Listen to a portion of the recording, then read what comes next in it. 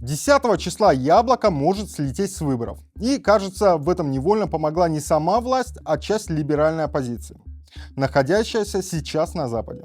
Я бывший сотрудник второй службы ФСБ, и я уже разбирал эту историю Яблока отдельным видео.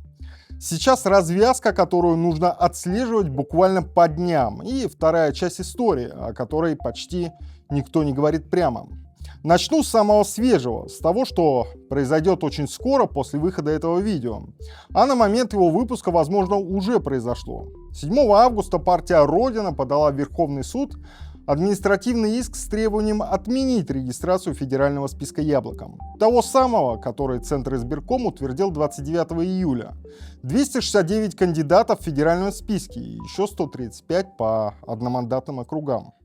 Формальное основание – иностранное финансирование, не проходящее через счет. Работа через соцсети, признанные в России запрещенными, лидер партии «Родина», депутат Алексей Журавлев, выразился без обиняков. Назвал Яблоко национальными предателями, работающими на капитуляцию России.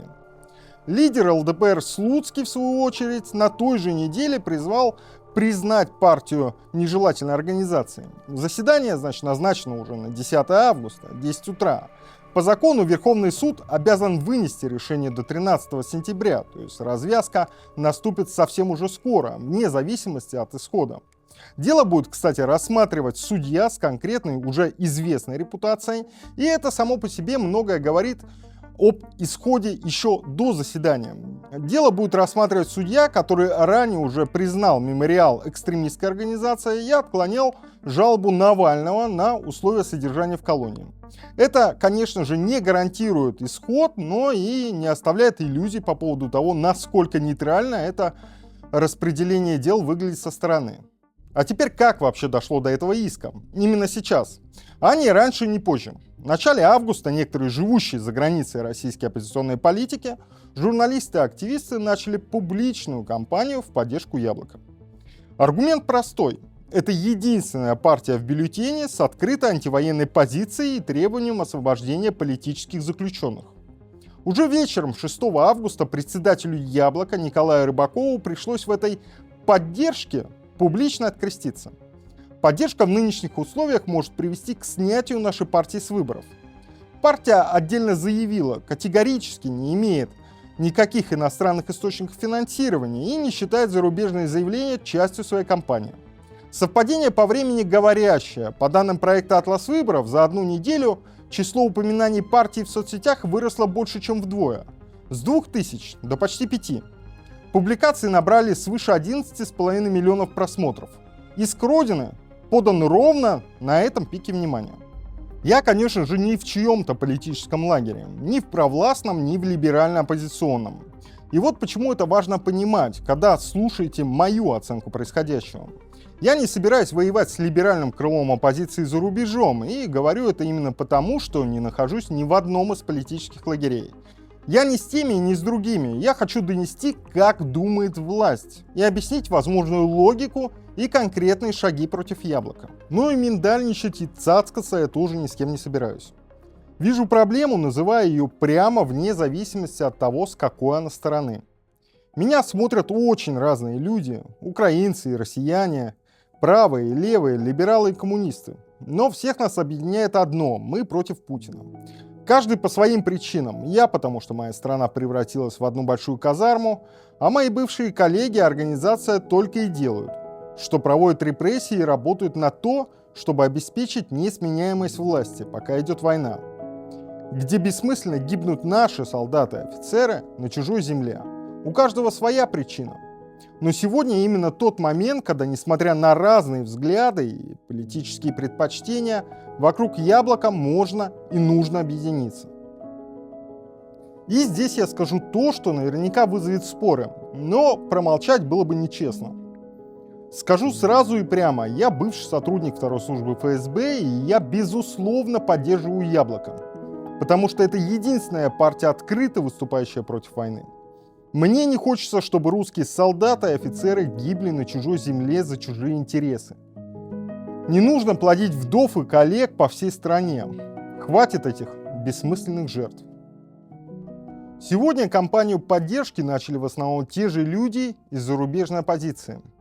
Пивоваров, Волков, Навальный, Соболь, Жданов, Карамурза и другие. Кто годами держался от яблока на расстоянии, а иногда и прямо топил эту партию, смешивая ее с грязью. Лев Шлосберг в свое время называл это отношение «партия чужой крови». Хотя неприязнь была вполне взаимной. И вдруг буквально за месяц до выборов тональность резко меняется на громкую публичную поддержку. И главный вопрос – зачем? Неужели оппозиция наконец решила вдруг объединиться? Я так не думаю. Внутри России условный Пивоваров или условный Волков сегодня практически никого из себя не представляют. Им попросту не верят. Слишком уж много было склок, скандалов и явной оторванности от того же народа, от чьего имени они пытаются говорить. Закрытая элитарная тусовка со своей отдельной повесткой, живущая в собственном информационном пузыре. А с яблоком удобно примазаться, потому что оно и так может получить результат за счет собственной антивоенной позиции. И дело здесь в статусе. Часть тех, кто сейчас громко поддерживает яблоко, такие как Волков, Жданов и другие, официально признаны в России террористами, инагентами или экстремистами. Подчеркну сразу и честно, я лично не считаю их террористами или экстремистами. Таким статусом их наделила власть, а не я. Причем та же власть, для которой настоящий Талибан – это теперь уважаемые партнеры. Так что тут, знаете, главное не перепутать, кто у нас на самом деле террорист. Тот же принцип, кстати, работает и с Павлом Дуровым.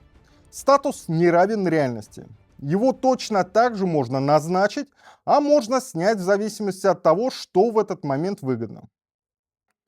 Но реальность здесь в другом. У власти, которая раздает эти статусы, есть готовый инструмент. Она может снять яблоко с выборов и объявить нежелательной организацией именно потому, что его поддерживают признанные террористы, экстремисты и инагенты. И формально, по своим же законам, хоть я с ними не согласен, но она будет права. И вот здесь я скажу главное, ради чего вообще завел этот весь разговор. Я знаю эту государственную машину изнутри, я в ней служил. И я прямо спрашиваю, не спровоцирует ли эта шумная поддержка ровно такую же чрезмерную реакцию, какая уже была с уличной певицей Наока.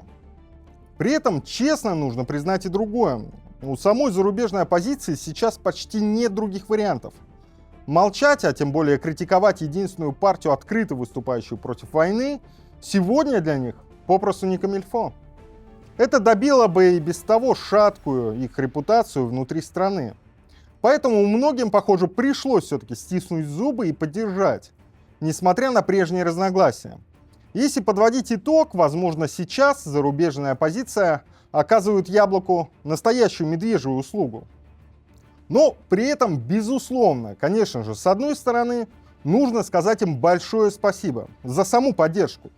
Намерение действительно было хорошим. Вопрос в другом, в безопасности конкретных людей внутри страны и в возможных репрессиях, которые они спровоцируют, о которых, кажется, никто из громко поддерживающих не подумал всерьез, и ответственность, за которой, скорее всего, никто из них так и не понесет, если вдруг из-за них снимут партию и начнутся репрессии. Мне часто задают один и тот же вопрос. Когда я говорю о своей антивоенной позиции, хочу ответить на него прямо здесь. Вопрос звучит примерно так. Почему американцы гордятся своей страной, когда Америка развязывает войны, расширяет влияние и вмешивается в дела других государств? А Россия должна с кем-то о чем-то договариваться. Дело же не в том, воюет страна или нет. Воюют многие. Дело в том, с кем.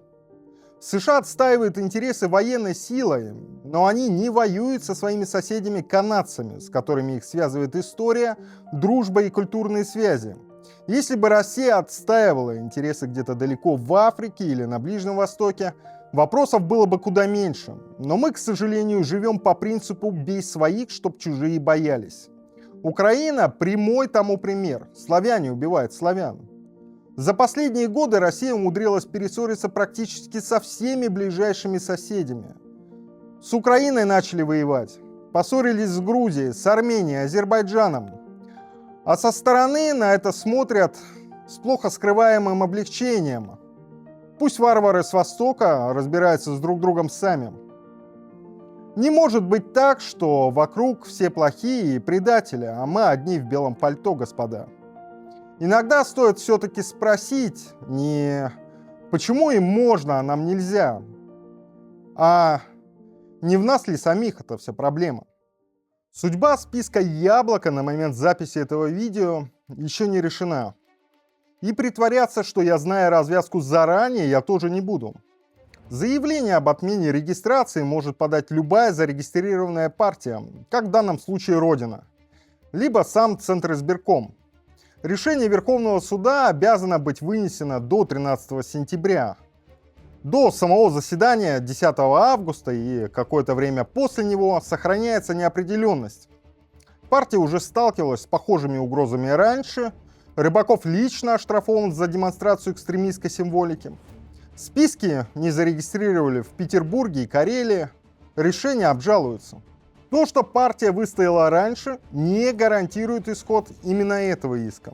История с иском Родины не начало давления на Яблоко, а продолжение того, о чем я уже рассказывал. Формальная регистрация никогда не означала конца проблем. Просто давление меняет свою форму. Но в этот раз в истории есть и вторая линия ответственности. Не только со стороны власти, но и со стороны тех, кто пытается помочь, действовали слишком громко и слишком поздно задумались о последствиях. А может быть, и не задумывались о них вообще. Если вы досмотрели до этого момента, вы уже понимаете эту систему точнее, чем большинство тех, кто пишет о ней со стороны. Подпишитесь, новые разборы выходят регулярно, и без подписки вы их, скорее всего, не увидите. И если хотите больше, чем разборы системы, у меня есть телеграм-канал, ссылка в описании и в комментариях. Там я разбираю текущие новости, политику и события со своим мнением без купюр. Там же можно написать мне напрямую с любым вопросом, и я постараюсь вам ответить.